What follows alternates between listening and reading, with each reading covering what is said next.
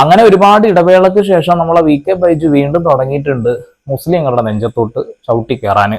ഇവൻ ഇത് തന്നെ പരിപാടി. കുറച്ചൊന്ന് നിർത്തിവെക്കും, ഒരു കേസിലൊക്കെ പെടുമ്പോ അകത്ത് പോവും, പിന്നെ തിരിച്ചു വരും, പിന്നെ വീണ്ടും തുടങ്ങും. എന്നാണോ വാ തുറന്നിട്ടുള്ളത് അങ്ങ് വരും പുറത്തേക്ക് മലം. ഇത് തന്നെ പരിപാടി, മലം ഭൂതം. വേടനെ സ്പോൺസർ ചെയ്യുന്നത് ജിഹാദികളാണ് എന്നാണ് ആള് പറയുന്നത്. അതൊന്നും കൂടാതെ വേടനെ മുൻനിർത്തിക്കൊണ്ട് ഇവിടെ മുസ്ലിങ്ങൾ തമ്മിലടിപ്പിക്കാൻ നോക്കുന്നു എന്നൊക്കെ പറയുന്നത്, എന്തൊക്കെയോ പൊട്ടത്തരം വിളിച്ചു പറയുന്നുണ്ട്. കൂടെ വേറൊരു മണഗുണാഞ്ചനും ഉണ്ട്. അധികം വൈകിപ്പിക്കണ്ട, നേരെ വീടിലോട്ട് കിടക്കാം. വേടൻ എന്നത് അച്ഛനമ്മമാർ ഇട്ടുകൊടുത്ത പേരല്ല, അവൻ സ്വയം ചാർത്തിയെടുത്ത പേരാണ്. ഹിരൺദാസ് മുരളി എന്ന നല്ല ഒന്നാന്തരൻ സവർണ പേര് അവിടെ ഉണ്ടായിരുന്നു, ഹിരൺദാസ് മുരളി. പക്ഷേ അത് മാറ്റിയിട്ട് വേടൻ എന്ന പേര് സ്വീകരിച്ചു. വേടൻ എന്ന് പറയുന്നത് മോശം പേരൊന്നുമല്ല, ഭഗവാൻ പരമേശ്വരൻ വേടനായിട്ട് അവതരിച്ചിട്ടുണ്ട്. അതുകൊണ്ട് വേടൻ എന്ന് പറയുന്നത് പരമശിവൻ എന്ന് പറയുന്നതിന് തുല്യമാണ്. ഓക്കെ, അപ്പോ വേടൻ എന്ന് പറഞ്ഞാൽ പരമശിവൻ എന്ന് പറയുന്നതിന് തുല്യ. വേടൻ സ്വയം സ്വീകരിച്ച പേരാണ്, സംഭവം ശരിയാ. പക്ഷെ ഹിരൺദാസ് എന്ന് പറയുന്ന ആ ഒരു വ്യക്തി, അദ്ദേഹത്തിന്റെ ചെറുപ്പത്തിൽ ഒരുപാട് ആളുകൾ അദ്ദേഹത്തിന്റെ നിറവുമായി കൂട്ടിവെച്ചുകൊണ്ട് അയാളെ വിളിച്ചിരുന്ന പേരാണ്. അയാൾ കറുത്തവനായതുകൊണ്ട് ആളുകൾക്ക് ഇഷ്ടമായിരുന്നില്ല അത്രേ. അപ്പൊ അവരിവനെ കളിയാക്കാൻ വേണ്ടി വിളിച്ചിരുന്ന, അവന് നാണക്കേട് ഉണ്ടാവുമെന്ന് വിചാരിച്ചുകൊണ്ട് വിളിച്ചിരുന്ന പേരാ. പക്ഷെ അദ്ദേഹം ആ ഒരു പേരങ്ങ് സ്വീകരിച്ചു. ഹിരൺദാസ് എന്ന പേര് ആർക്കും അറിയില്ല, വേടൻ എന്ന പേരെ അറിയുള്ളൂ. ഞങ്ങൾക്ക് വേടൻ എന്ന പേരിൽ അയാൾ അറിയപ്പെടുന്നത് തന്നെയാണ് ആഗ്രഹം. ഓക്കെ, ഈ തുടക്കത്തിൽ നല്ലൊരു കാര്യമാണ് വീഡിയോയിൽ പറഞ്ഞിട്ടുള്ളത്. അപ്പോ ശിവതാണ്ഡവം ആടിയപ്പോ പല തമ്പുരാക്കന്മാർക്കും നന്നായിട്ട് ചൊറിയുന്നുണ്ട്, പ്രധാനമായിട്ടും കുറെ RSSകാർക്കും BJPക്കാർക്കും. കൊള്ളാം, നിങ്ങൾ കിടന്ന് മോങ്ങ്, വേടനപ്പുറത്തുനിന്ന് പുതിയ വരികളുമായിട്ട് വരും, അത്ര തന്നെ. അപ്പോൾ ജിഹാദിയുടെ കൈകളിലെ ചട്ടുകമായി ഉപകരണമായി ഇറക്കി വിട്ടിരിക്കുകയാണ് വേടനെ. എന്നിട്ട് ജാതിക്കെതിരാണ്, ജാതി ചിന്തക്കെതിരാണ് എന്ന മഹത്വം ചാർത്തിക്കൊടുത്തിരിക്കുകയാണ് വേടന്.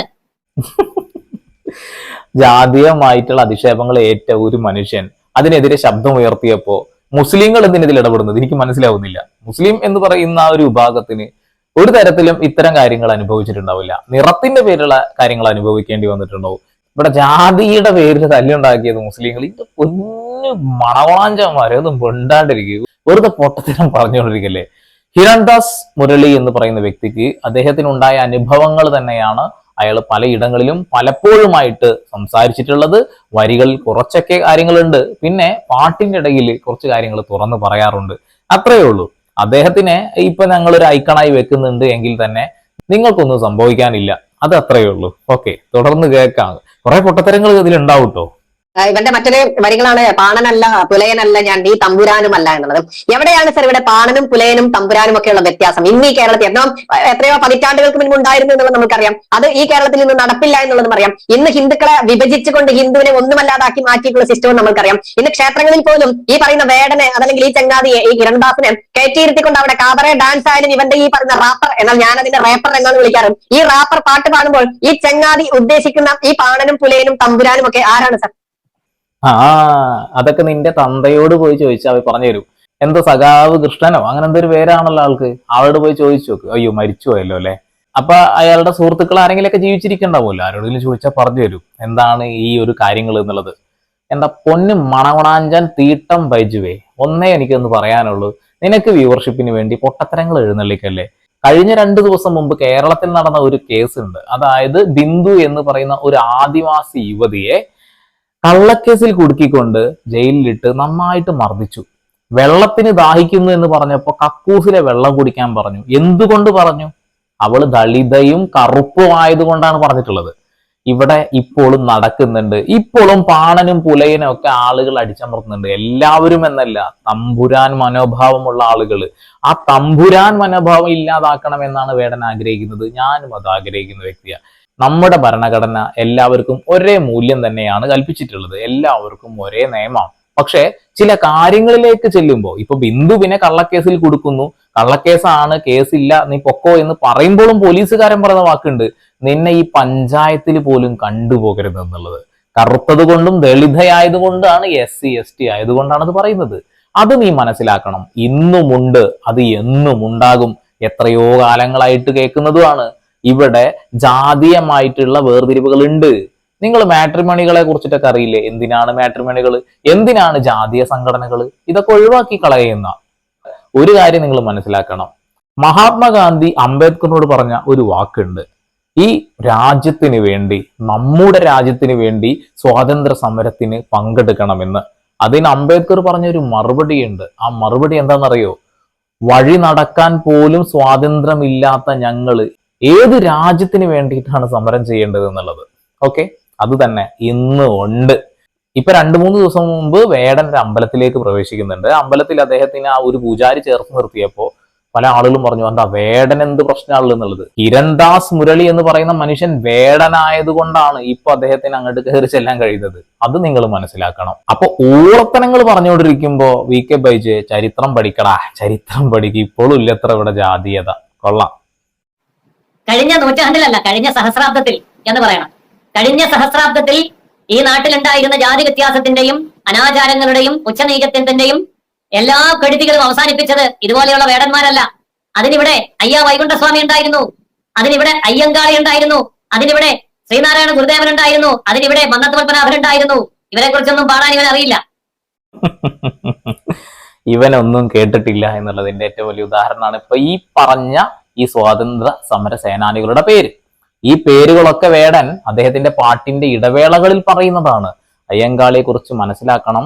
മന്നത്ത് ആരാടാ? മന്നത്താരാ? മന്നത്ത് വിപ്ലവ ഗാനങ്ങളും കൂടി ആലപിച്ചിരുന്ന ഒരു മനുഷ്യനാണെന്നുള്ള കാര്യം നീ മനസ്സിലാക്കണം.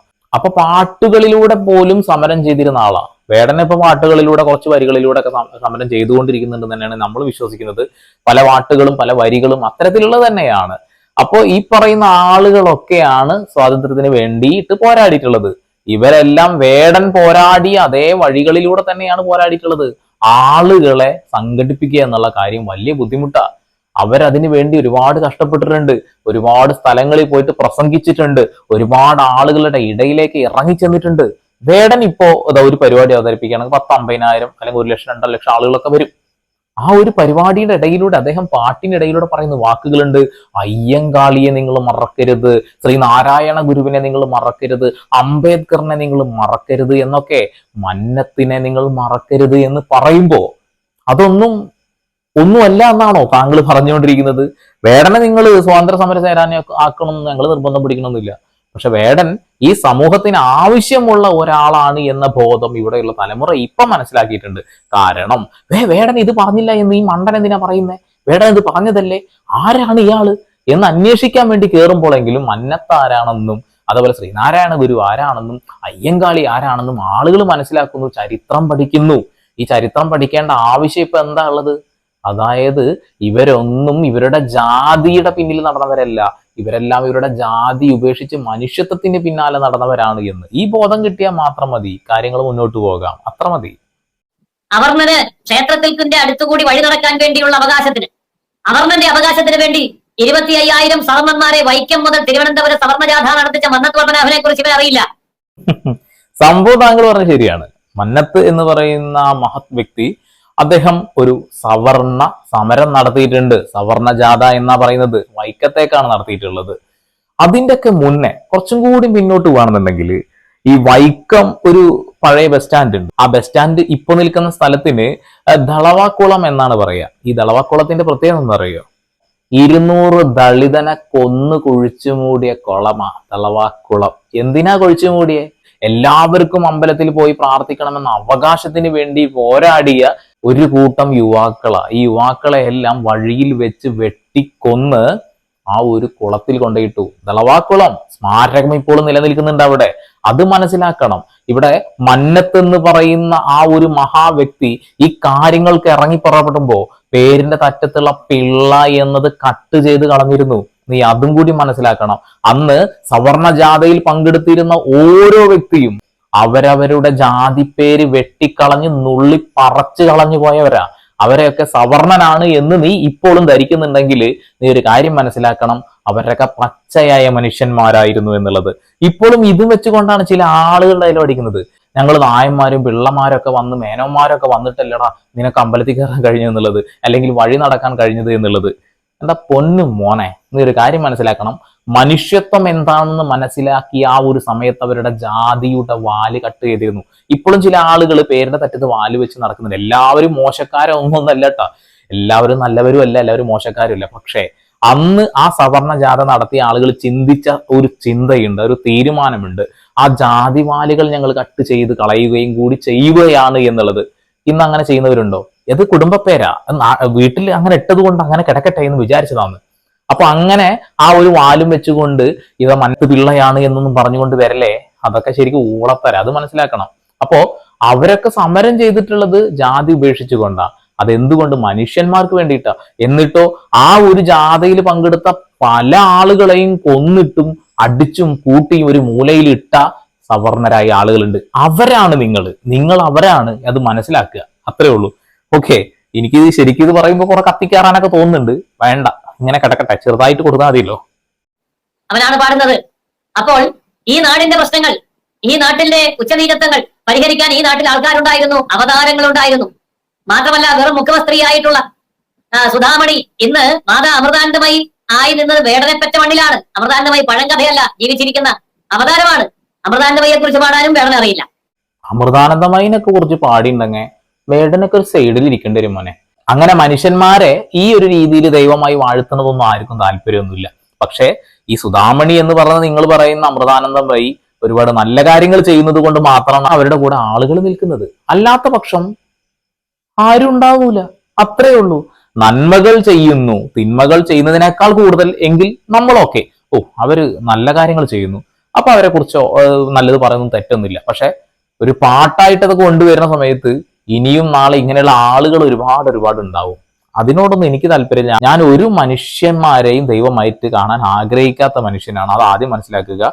ചിലപ്പോൾ ചില ഘട്ടങ്ങളിൽ ചില ആളുകൾ നമുക്ക് ദൈവതുല്യമായിട്ട് തോന്നിയേക്കാം. പക്ഷെ അവരാരാധിക്കുന്ന പരിപാടിയൊന്നും എന്നെ കൊണ്ട് പറ്റൂല മക്കളെ, നമ്മൾ ചെയ്യൂല.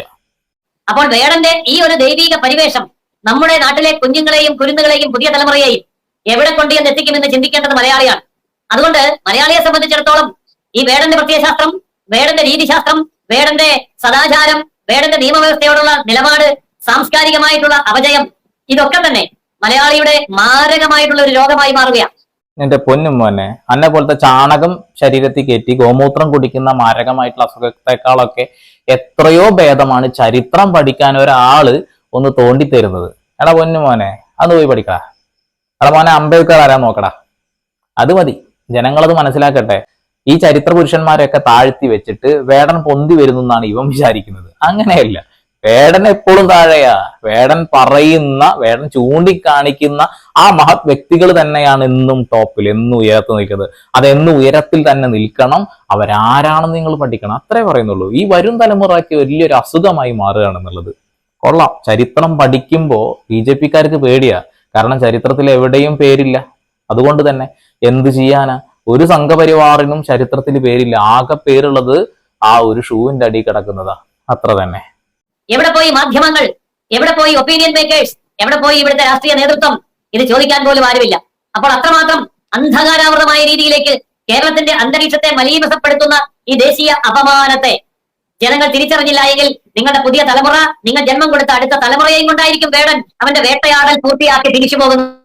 ചരിത്രം പറയുന്നവരാണ് മലിനമാക്കുന്നത് ഈ സമൂഹത്തെ എന്നാണ് ആള് വിശ്വസിച്ച് വെച്ചിട്ടുള്ളത്. ഓക്കെ, അങ്ങനെയാണെങ്കിൽ ഇവിടെയുള്ള ആളുകൾ മലിനപ്പെട്ടോട്ടെന്ന് ഞാൻ ആഗ്രഹിക്കുന്നുള്ളൂ. അവർ കുറച്ച് കാര്യങ്ങൾ പഠിച്ചു വെക്കട്ടെ. ഒരുപാട് കാര്യങ്ങൾ പഠിക്കാനുണ്ട്. ചരിത്രം എന്താന്നൊക്കെ പഠിച്ചു കഴിഞ്ഞിട്ടുണ്ടെങ്കിൽ ഈ സംസാരിക്കുന്ന ആളുകളുടെ പ്രത്യയശാസ്ത്രം പോലും നമുക്ക് ചവറ്റിക്കുട്ടയിലിടാൻ തോന്നും. കാരണം വേടം പറയുന്ന രാഷ്ട്രീയം എന്താ, വേടം പറയുന്ന കാര്യങ്ങൾ എന്താ? ഇവിടെ ഒരു കാലത്ത് ഇങ്ങനെ ജാതീയ വേർതിരിവുകൾ ഉണ്ടായിരുന്നു, വർണ്ണവിവേചനം ഉണ്ടായിരുന്നു. അതിനെതിരെ ശക്തമായി പോരാടിയ ആളുകളാണ് ഇന്ന മഹത് വ്യക്തികൾ. അവരെ കുറിച്ചിട്ടൊക്കെ പഠിക്കണം എന്ന് പറയുമ്പോൾ അതേ ആളുകൾ ഇത് മനസ്സിലാക്കുകയോ ഇന്നലെയും കൂടി ഉണ്ടായിട്ടുണ്ടായിരുന്നല്ലോ ഈ ജാതി വിവേചനവും വർണ്ണ വിവേചനവും ഒക്കെ. നമ്മളെ നാട്ടിൽ ബിന്ദു എന്ന് പറയുന്ന ഒരു സാധാരണക്കാരിയായിട്ടുള്ള ഒരു ആദിവാസി യുവതിയെ കള്ളക്കേസിൽ കുടുക്കി ബാത്റൂമിലെ വെള്ളം കുടിക്കാൻ പ്രേരിപ്പിച്ചു, കാപ്പ ചുമഴ്ത്തി ഓടിക്കുക എന്നൊക്കെ പറഞ്ഞു. ഇതൊക്കെ നമ്മൾ കേൾക്കുന്നതാ. അതേപോലെ ഒരു ആദിവാസി യുവാവ് ഒരു നേരം ഭക്ഷണത്തിന് വേണ്ടി ഒരു പിടി അരി കട്ടതിന് തല്ലിക്കൊന്നു. ഇതൊക്കെ നമ്മൾ കാണുന്നതല്ലേ. അപ്പൊ ശരിക്കും ഇവിടെ നടക്കുന്നുണ്ടല്ലേ എന്ന് മനസ്സിലാക്കും. ആ ഒരു സമയത്താണ് BJP-യുടെ അവർ RSSന്റെ പ്രത്യയശാസ്ത്രം നമ്മൾ പരിശോധിക്കുക. അവരെ ആഗ്രഹിക്കുന്നത് എന്താ വെച്ചിട്ടുണ്ടെങ്കിൽ സവർണ അവർണ ബോധം ഇവിടെ ഉണ്ടാവണം എന്ന് തന്നെയാണ്. അവർക്ക് ഇപ്പോഴും അടുത്ത ജന്മത്തിൽ ബ്രാഹ്മണനായിട്ട് ജനിക്കണം എന്നൊക്കെ ആഗ്രഹിക്കുന്ന ആളുകളൊക്കെ ഉള്ള ആളുകളാണ്. അവരെ മനസ്സിലതാണ് പൂണൂലിടണമെന്നും അതാക്കണമെന്നും ഇതാക്കണം എന്നൊക്കെയാണ് അവർ ആഗ്രഹിക്കുന്നത്. അതായത് മനുസ്മൃതി പറയുന്ന കാര്യങ്ങളാണ് അവർക്ക് വേണ്ടത്. മനുസ്മൃതി എന്താ പറയുന്നത്? ബ്രാഹ്മണിസമാണ്. ബ്രാഹ്മണിസം വന്നു കഴിഞ്ഞാൽ എന്താ ഉണ്ടാവുക? ജാതീയ വ്യവസ്ഥതകൾ വരും. അതായത് ബ്രാഹ്മണന്റെ മുന്നിൽ നായര് 30 അടി അകലെ നിൽക്കണം, അതേ നായരുടെ അപ്പുറത്ത് തീയനെ ഒരു 30 അടി അപ്പുറം നിൽക്കണം, അങ്ങനെ 30 അടി അപ്പുറത്ത് മറ്റൊരു നിൽക്കണം, ഏറ്റവും അവസാനം നമ്മളൊരു മൂലയിൽ നിൽക്കണം. അതാണ് അവരുടെ ആഗ്രഹം. ആ ആഗ്രഹത്തിനെതിരെ ശബ്ദിക്കുമ്പോൾ, ചരിത്രം പറയുമ്പോൾ അവര് ചരിത്രത്തെ നോക്കി കൊഞ്ഞനം കുത്തും. വേറെ എന്ത് ചെയ്യാൻ കഴിയും അവർക്ക്? വേടൻ വേട്ടയാടുന്നത് പുതിയ തലമുറയെയാണ്. വേടൻ വേട്ടയാടുന്നത് നമ്മുടെ സംസ്കാരത്തെയാണ്. വേടൻ വേട്ടയാടുന്നത് സാംസ്കാരിക നവോത്ഥാന മൂല്യങ്ങളെയാണ്. വേടൻ വേട്ടയാടുന്നത് ഈ നാടിന്റെ ഭാവിയെയാണ്. ഇത് മനസ്സിലാക്കാൻ ഭരണകൂടം തയ്യാറല്ല എങ്കിൽ, പ്രതിപക്ഷം തയ്യാറല്ല എങ്കിൽ, മനുഷ്യപക്ഷമെങ്കിലും തയ്യാറാവേണ്ടതാണ്. BJPയെ ഒഴിച്ചു നിർത്താൻ മനുഷ്യപക്ഷം ഒന്ന് തയ്യാറായിട്ടുണ്ടെങ്കിൽ എല്ലാത്തിനും ഒരു പരിഹാരമാവുന്ന എനിക്ക് പറയാനുള്ളത്. കാരണം ഇപ്പൊ ഈ കിടന്ന് കൊണക്കുന്ന ആളുടെ വാക്കുകളുണ്ടല്ലോ, ഈ വാക്കുകൾക്കൊക്കെ എതിരാണ് വേടൻ എന്നാ പറയുന്നത്. ഈ വാക്ക് പറയുന്ന നിന്റെ പ്രത്യയശാസ്ത്രത്തിനോടാണ് ഞങ്ങളുടെ വേടൻ എതിരായി നിൽക്കുന്നത്. ആ വേടൻ ആഗ്രഹിക്കുന്ന കാര്യങ്ങളൊക്കെ തന്നെയാണ് ഏതൊരു മനുഷ്യസ്നേഹിയായിട്ടുള്ള ആളുകളും ചിന്തിക്കുകയും ചെയ്യുന്നത്. ഓക്കെ, അത് മനസ്സിലാക്കിയാൽ നിനക്കൊക്കെ കൊള്ളാം. സാർ, നമുക്കറിയാം ഇവിടുത്തെ പ്രതിപക്ഷ നേതാവായിട്ടുള്ള VD സതീശൻ, എന്താ ട്രോളുകാരൊക്കെ വിഡ്ഢി സതീശൻ എന്ന് വിളിക്കാൻ, എന്നാൽ ഇയാളെ വിഡ്ഢി എന്ന് പോലും വിളിക്കാൻ പറ്റുന്ന ക്വാളിറ്റി ഇല്ലാത്തൊരു മനുഷ്യൻ. അയാൾ പറഞ്ഞിരിക്കുകയാണ് വേടൻ തെറ്റുതിരുത്തി വന്നയാളാണ്, ലഹരി വിരുദ്ധ പരിപാടികളിൽ കൊണ്ടുവന്നതിൽ തെറ്റില്ല. ഇതാണ് ഈ VD സതീശൻ പറഞ്ഞിരിക്കുന്നത്. സാർ, ഈ ഭാരതത്തിന്റെ നീതിന്യായ വ്യവസ്ഥയെ പോലും വെല്ലുവിളിക്കുകയല്ലേ പ്രതിപക്ഷ നേതാവ് എന്ന് പറയുന്ന ഈ പറയുന്ന വിഡ്ഢി സതീശൻ ചെയ്യുന്നത്? എങ്ങനെയാണ് സാർ അതിനെ നോക്കിക്കാണുന്നത്? എന്തിനാണ് ജയില് എന്ന കാര്യം ആദ്യം നീ മനസ്സിലാക്കുക. നീതിന്യായ വ്യവസ്ഥയെ കുറിച്ച് പറഞ്ഞല്ലോ. ഏതൊരു മനുഷ്യനെയും ഇവർ തെറ്റ് ചെയ്താൽ ജയിലിലേക്ക് അടയ്ക്കുന്നത് അവിടെ നിന്നും നന്മയുള്ള മനുഷ്യനായി തിരിച്ചു വരണമെന്ന് ആഗ്രഹിച്ചുകൊണ്ടാണ്. അത് നീതിന്യായ വ്യവസ്ഥയിലുള്ള ഒരു കാര്യമാണത്രേ. അത് കുറച്ച് ആളുകളോട് ചോദിച്ചപ്പോൾ പറഞ്ഞതാ. അതാണത്ര അതിൻ്റെ ഒരു ശരി. ചില ആളുകളെ കണ്ടില്ലേ, തൂക്കിക്കൊല്ലം വെച്ചിട്ടുണ്ട്, പക്ഷെ നല്ല നടപ്പിന് കുറെ കഴിഞ്ഞ് നന്നായി കഴിഞ്ഞാൽ പുറത്ത് വെറുതെ വിടുന്നത് നമ്മൾ കണ്ടിട്ടുണ്ട്. ആ ഒരു കാര്യത്തെ കുറിച്ച് നിനക്ക് എന്താ പറയാനുള്ളത്? കുറെ ആളുകളെ കൊന്നിട്ടാണ് ഇങ്ങനെ വിടുന്നത്, അതായത് അയാൾ നന്നായി എന്ന് പറഞ്ഞുകൊണ്ട്. നീ അതിനെ ഏത് രീതിയിലാണ് കാണുന്നത്? എന്തുവാടെ, ഒരാള് കഞ്ചാവോ അല്ലെങ്കിൽ എന്തെങ്കിലും ലഹരി ഉപയോഗിച്ചു അതിൽ നിന്ന് മുക്തി നേടി രക്ഷപ്പെടണമെന്ന് ആഗ്രഹിച്ച് പുറത്തു വരുമ്പോൾ അയാൾ അതിന് രക്ഷപ്പെട്ടു വന്നിട്ടുണ്ടാവാം. എന്നാൽ പോലും അവൻ അതാണ് അതാണ് അതാണെന്ന് നിന്നെ പോലുള്ള ആളുകൾ പറയും. ഇതുകൊണ്ടൊക്കെ തന്നെയാണ് പല ആളുകൾ ഇതിൽ നിന്ന് രക്ഷപ്പെട്ട് പിന്നെ വന്നു കഴിഞ്ഞാലും പുറത്തുനിന്ന് VK ബൈജുവിനെ പോലുള്ള കുറെ തീട്ടങ്ങൾ പറയും, നല്ല വലിയല്ലേ, ഇപ്പോഴും വലിയുണ്ടല്ലേ, പുറത്തിറങ്ങി കഴിഞ്ഞിട്ടുണ്ടെങ്കിൽ നീയൊക്കെ നിർത്തിയിട്ട് എന്താ കാര്യം, നീ നിന്ന് വലിച്ചടാ. ഇത് കേട്ടുകൊണ്ടോ വീണ്ടും വലിക്കാൻ പോകും. ഇതാണ് സാമൂഹിക പ്രതിബദ്ധതയുള്ള സംഘികളുടെ ഒരു തോട്ട്. അതായത് ആരും ഒന്നിൽ നിന്നും ഊരി വരരുത്. ഇവിടെ സതീശനൊന്നും കുറ്റം പറയേണ്ട ഒരു കാര്യവുമില്ല. ഒരാൾ നന്മയിലേക്ക് വരികയാണെന്നുണ്ടെങ്കിൽ അത് നല്ലതാണ് എന്ന് നമ്മളൊക്കെ ചിന്തിക്കുക. അവൻ നന്മയിലേക്ക് വന്നല്ലേ, അവൻ വരാൻ പാടില്ല എന്ന് ചിന്തിക്കുന്ന നീയാ. നിന്നെയാണ് സൂക്ഷിക്കേണ്ടത്, വേടനെ അല്ല. വേടനെ പിന്തുടരുമ്പോൾ വേടൻ എങ്ങോട്ടായിരിക്കും ഇവരെയൊക്കെ നയിക്കുക എന്നുള്ളത് തിരിച്ചറിയാൻ കഴിഞ്ഞില്ല എങ്കിൽ നഷ്ടപ്പെടാൻ പോകുന്നത് നിങ്ങളുടെ മക്കളും മക്കളുടെ ഭാവിയും നിങ്ങളുടെ കുടുംബത്തിന്റെ സംസ്കാരവും ആയിരിക്കുമെന്ന് മലയാളി മറക്കരുത്. അതായത് രണ്ട് സംസ്കാരശൂന്യരായിട്ടുള്ള ആളുകളാണ് ഇത് പറഞ്ഞുകൊണ്ടിരിക്കുന്നത്. വേടനെ പിന്തുടർന്നു കഴിഞ്ഞാൽ കുട്ടികൾ നശിക്കുന്ന പറഞ്ഞത്. ഇത്രയും നാളായിട്ട് വേടനെ കുറിച്ച് കേട്ടതും കണ്ടതുമായിട്ടുള്ള ആളുകൾക്ക് ഇപ്പൊ ഒരു കാര്യം മനസ്സിലായിട്ടുണ്ടാവും, വേടൻ ശരിയുടെ പക്ഷത്താണെന്ന്. അത്ര അധികം സംഖ്യകൾ കുറയ്ക്കുന്നുണ്ട്, അപ്പൊ തന്നെ മനസ്സിലാക്കിക്കൂടെ? മാത്രമല്ല, കേരളത്തെ വേടന്റെ ബ്രാൻഡ് അംബാസഡറാക്കി കഞ്ചാവ് കൃഷിയും അതിന്റെ ഉൽപ്പന്നങ്ങളുടെ നിർമ്മാണവും കിഫ്ബീസ് ഫണ്ടോടുകൂടി നടപ്പിലാക്കാനുള്ള പദ്ധതിയും മിക്കവാറും അടുത്ത ബഡ്ജറ്റിൽ ഉണ്ടാവാൻ സാധ്യതയുണ്ട്. അമ്മാതിരി സാധനമാണല്ലോ. എടാ, ഇത് ശിവതരുവാണ്. ശിവതരു എന്ന് പറഞ്ഞിട്ടുണ്ടെങ്കിൽ കഞ്ചാവ്, ഈ കഞ്ചാവ് അഘോരികളും അങ്ങനെ കുറെ ആളുകളൊക്കെ വലിക്കുന്ന നിങ്ങൾ കണ്ടിട്ടില്ലേ? ഏകാഗ്രത കിട്ടാൻ അത്ര വലിക്കുന്നത്. അതായത് ഹൈന്ദവ മതവിശ്വാസ പ്രകാരം കഞ്ചാവിന് വലിയ വാല്യൂ ഉണ്ട്. RSSകാരായിട്ടുള്ള BJPക്കാരായ ആളുകളെ നിങ്ങളത് പറയാൻ പാടില്ല. ജനാധിപത്യ വിശ്വാസികളായ ആളുകളെ അത് പറയാൻ പാടുള്ളൂ. കഞ്ചാവ് തെറ്റാണ്, അത് ഉപയോഗിക്കാൻ പാടില്ല എന്നുള്ളത്. നിങ്ങൾ സംഘികളത് പറയാൻ പാടില്ല. കാരണം അത് ശിവതരുവാണ്, ശിവന് ഏറ്റവും പ്രിയമായിട്ടുള്ളതാണ്. അതേപോലെ തന്നെ ഇപ്പോഴും പാങ് എന്ന പേരിൽ ഒരുപാട് കലക്കി കുടിക്കുന്നുണ്ട് നോർത്ത് ഇന്ത്യൻസ്. അവിടെ ഒന്നും വിഷയമല്ല. ഇന്ത്യൻ നിയമവ്യവസ്ഥയിൽ കഞ്ചാവ് പാടില്ല എന്നാണെന്നുണ്ടെങ്കിൽ എന്തുകൊണ്ട് UP പോലെയുള്ള സംസ്ഥാനങ്ങളിൽ ഇതൊക്കെ പബ്ലിക്കായിട്ട് ഉപയോഗിക്കുന്നത്? പബ്ലിക്കിൽ ജ്യൂസ് അടിച്ചു കൊടുക്കുന്നത് പാങ്, കഞ്ചാവ് എല്ലാം അരച്ച് കൊടുത്ത് ഉണ്ടാക്കി കുടിപ്പിക്കുന്നുണ്ട്. അത് എന്തുകൊണ്ടാണെന്നറിയോ? അതേപോലെ ഏതോ ഒരു അമ്പലത്തിൽ ഇതാണ് പ്രസാദമായി കൊടുക്കുന്നുണ്ട്. ഇതൊക്കെ ഹൈന്ദവ മതവിശ്വാസ പ്രകാരം ഏറ്റവും അടുത്ത് നിൽക്കുന്ന കാര്യങ്ങളാണ്. അത് നിങ്ങൾ പറയാൻ പാടില്ല. ഞങ്ങൾ പറയും കഞ്ചാവ് വലിക്കാൻ പാടില്ല എന്നുള്ളത് ഞങ്ങൾ പറഞ്ഞോളാം. കാരണം ഞങ്ങൾ സംഘികളല്ല. സംഘികൾ ഒരിക്കലും ഇതിനെ തള്ളി പറയാൻ പാടില്ല. കാരണം ഇത് ദൈവഭക്തിയുള്ള കാര്യമാണ്, ദൈവകോപം കിട്ടും. ശിവതരുവാണെന്നുള്ള കാര്യം നീ മനസ്സിലാക്കണം. അല്ലാത്ത മനുഷ്യനാട്ടോ. കാരണം നമുക്കറിയാം പി സി ജോർജ് സാറിനെ കൂടി സ്പർശിക്കാതെ നമുക്ക് കടന്നു പോകാനാവില്ല. കാരണം ഒരു പക്ഷേ ഒരു ജനപ്രതിനിധി ആയിട്ട് കൂടി അവിടുത്തെ ഇസ്ലാമിക ജിഹാദികളെ പച്ചയ്ക്ക് ആദ്യം വിളിച്ച് പറഞ്ഞൊരു വ്യക്തി എന്നുള്ളത് അത് ഉറക്കെ പറയുകയും തന്റെ നിലപാടിൽ ഉറച്ചു നിൽക്കുകയും അതിന്റെ പേരിൽ തനിക്ക് MLA സ്ഥാനം നഷ്ടപ്പെടുന്ന രീതിയിലേക്ക് ഒരു ഇസ്ലാമിക ജിഹാദികളുടെ വോട്ട് അവിടെ കേന്ദ്രീകരിക്കുകയും അദ്ദേഹം പരാജയപ്പെടുകയും ഒക്കെ കണ്ട ആ സ്ഥിതിക്ക് തന്നെ അദ്ദേഹത്തെ കൂടി ഇവിടെ സ്പർശിച്ചുകൊണ്ട് കടന്നു പോവുകയാണെങ്കിൽ എങ്ങനെയായിരിക്കും സാർ പറയുക? മാറിയിട്ട് നിൽക്കാൻ പാടില്ല, അതന്നെ തീട്ട മണത്തിട്ട് നിൽക്കൂല. അങ്ങനെ സ്പർശിച്ചു പോവുകയാണെന്നുണ്ടെങ്കിൽ അമ്മാതിരി തീട്ട വർത്താനാണ് വായിൽ നിന്ന് വരാറ്.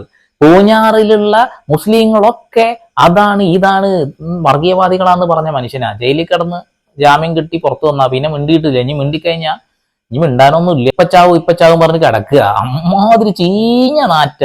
നീ പറഞ്ഞാ സ്പർശിച്ചു കഴിഞ്ഞാൽ അമ്മാതിരി നാറ്റായിരിക്കും. എടാ പൊന്നു മോനെ, നിനക്ക് വേണ്ടെന്ന് വെച്ചിട്ടുണ്ടെങ്കിൽ മുസ്ലിങ്ങളുടെ നെഞ്ചത്തോട്ട് കയറുന്ന ആളുകളെ സപ്പോർട്ട് ചെയ്യാന്നുള്ളതാ. അത് BJPയുടെയും RSSന്റെയും പ്രത്യയശാസ്ത്ര.